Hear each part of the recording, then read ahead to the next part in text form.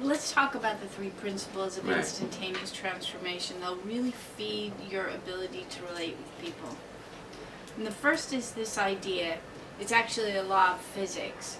For every action, there's an equal and opposite reaction. So anything you resist about yourself, about your partner, about your life, about the way you behave, anything you resist, say no to, disagree with, don't like, will persist, it will grow stronger, and will dominate your life. It will be what your life is about, that which you don't like.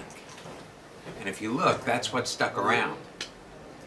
The second idea was that epiphany I had, which is you can only be exactly as you are in the current moment of your life. So right now, we can only be sitting here.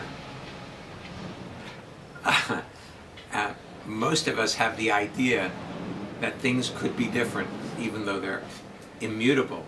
I mean, you can't change the moment because it's already over. And the moment you've experienced the moment, it's already over. So in any given instant, you can only be exactly as you are. Where you are, with the circumstances of your life being exactly as they are. So there's no place to get to. If you are willing to choose to be where you are, you're enlightened.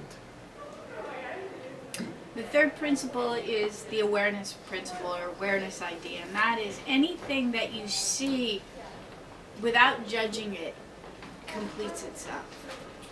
And I think that lots of people see habits that they have in relating and they feel like they need to be hard on themselves in order to overcome it. Or they judge how their parents did it and they say, I'm not going to be like that. And the more you say, I'm not going to be like that, you're either exactly that or the opposite. Or the opposite. But it's still run from that same touchstone where you check in to see how you're doing, and your reference is how your parents would do it.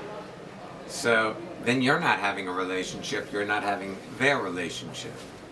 And when you're stuck in that cycle, there's no satisfying relationships. So those are the three basics.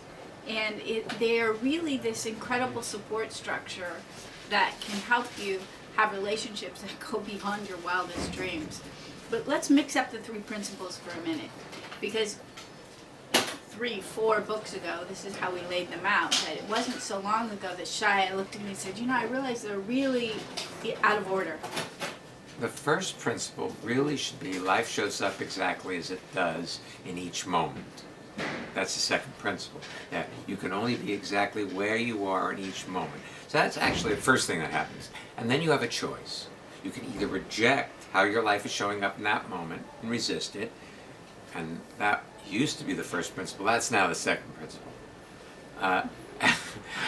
Don't mean to be confusing, but you can either reject it, but then you get stuck with anything you reject.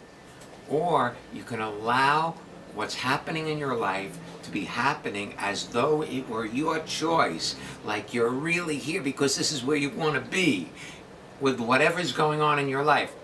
And if that happens, then that experience completes itself in the moment of your choosing it.